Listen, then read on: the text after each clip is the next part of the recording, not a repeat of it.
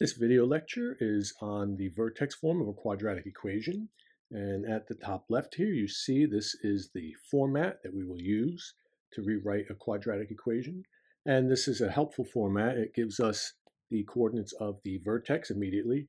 And it'll also be used to find other constructs of a parabola, such as the focus point and a line called a directrix.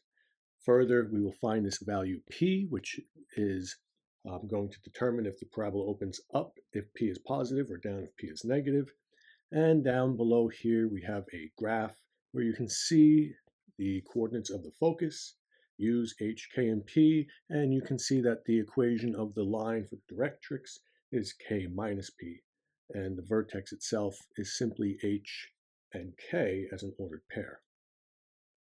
So here's our first example. It says use the method of completing the square to rewrite the following equation in vertex form, then identify the vertex, focus, and directrix.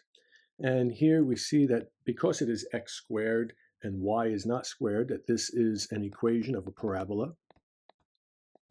But we are going to rearrange it into vertex form. So we want to get the y by itself on the left of the equal sign and move everything else to the right side of the equal sign. So if we do that, we'll have 4y equals negative x squared minus 4x plus 4.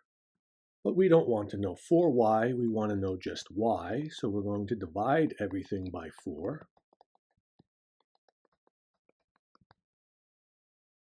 And this is the standard form of a quadratic. You've used this before where you would find the a, b, and c value, but we don't want this form. We want the vertex form. So we're going to continue with modifying it.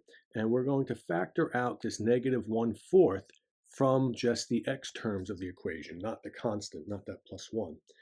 So if we factor out a negative 1/4, it is the same as dividing by 1/4. And when you divide by a fraction, that is the same as multiplying by its reciprocal, so we're really multiplying by negative 4.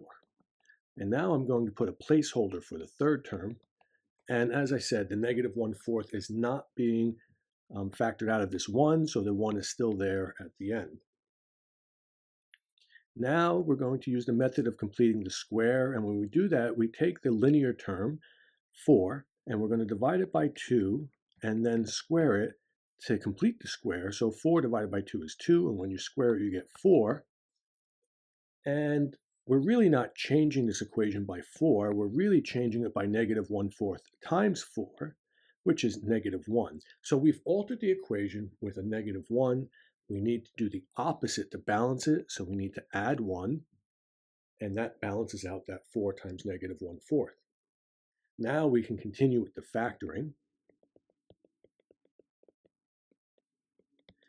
And the whole reason we completed the square was because it is an easy trinomial to factor. It is x plus 2, all in parentheses, squared. We take the square root of x squared, which is x. We take the sign of the middle, plus or minus, and then we take the square root of the back term, which is 2, and that's x plus 2 in the parentheses and squared. And if you were to multiply this out and FOIL it, you would get back x squared plus 4x plus 4. And then we combine the two constants to get the plus 2 at the end. And we're almost in vertex form, but vertex form had a minus here, so we need to write this as a double negative. So y is equal to negative 1/4, parentheses x minus a negative 2, in parentheses squared plus 2. And now we can identify that h is equal to negative 2 and k is equal to 2. And the last value we want to find is p, and negative 1/4 is equal to 1 over 4p. So if we cross multiply, we get 4p equals negative 4. And if you solve for p, you get negative 1. So we've found all of the values that we want.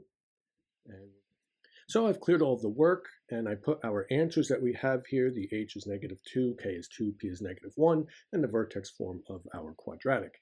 And now we want to look at other things such as the focus point. Let's generate that. And we know that that's going to be h as the x coordinate and k plus p is the y. So this gives us a focus point of negative 2, and k plus p would be 2 plus negative 1, which is 1.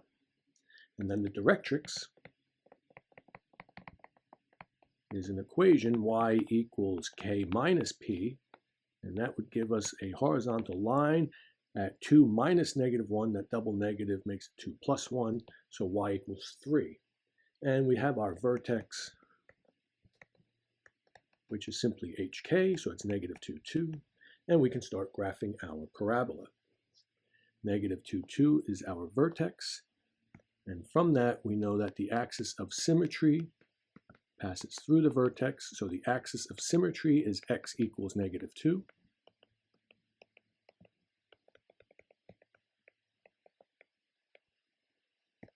And then we have a directrix at y equals 3. So that's a horizontal line. And then we have a focus point at -2, 1. And we know that because p equal to -1 is less than 0, it opens down, which we expect. Now, we would like to generate some additional points. And back in our previous notes, we talked about from the vertex, if we move one block over to the right, we could say 1 squared times the coefficient, which is -1/4, which would put us at 1/4 below the vertex. So that would be a point. That's not the neatest of points, so maybe we should look at a different location. What if I went 2 to the right of the vertex? 2 squared is 4. 4 times -1/4 is -1, so that would be 1 below the vertex. And we see, well, that's a nice point that's at the grid. And we can take the mirror or the symmetry of this point across the axis. It's 2 away from the axis here. So if we go 2 on the other side, we get the mirror point. And now we would also like to find the x-intercepts. We already know that this is opening in a downward trajectory, but we'd like to know where it passes through the x-axis. To do that, we set y equal to 0. So we're going to take the vertex form of our equation, replace y with 0 equals -1/4 x plus 2 in parentheses squared plus 2. And we're going to solve for x. We'll start by subtracting 2 from both sides. So that's -2 equals -1/4 x plus 2 squared. And multiply both sides by -4 so that we can get that away from the x plus 2 squared. And that cancels the fraction, and we'll have 8 equals x plus 2 in parentheses squared. Now we take the square root of both sides, and we get plus or minus the square root of 8 equals x plus 2. And whenever we introduce a radical, there was no radical here. Whenever we introduce a radical, we need to consider the plus or the minus. If the radical was already there, then you only use the sign of an existing radical. But because there was no radical, we must introduce a plus minus. Now we want 2 different x values, x1 and x2. And x1 would be, let's subtract 2 to the other side, that's -2 plus the square root of 8, and x2 would be -2 minus the square root of 8. So to graph this, we'll use a graphing calculator to get a decimal. -2 plus the square root of 8 gives us 0.83.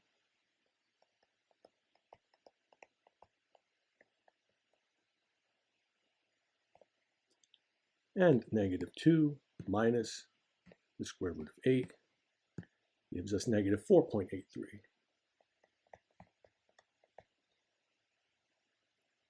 So now we can plot the two x-intercepts. 0.83 is a little bit less than 1, and -4.83 is a little bit greater than -5.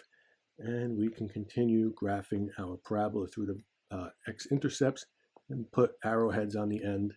If we wanted additional points, we can simply plug in values such as 2, 3, 4 into the equation and find the y values, and then flip across the axis of symmetry. But this is good enough for now. So we have converted a quadratic into vertex form, identified the h, k, and p values, found the coordinates of the focus, the equation of the directrix, found the value of p and determined that it opens down, and we plotted a few points, including the x-intercepts, the y-intercepts, the reflections, and the vertex. So you're going to do this on your assignment, and then you will complete the homework, check the answer key, send me questions, and then complete a Google Forms Do Now assessment. This is the end of the lecture. Watch it again, take notes, and complete your assignment.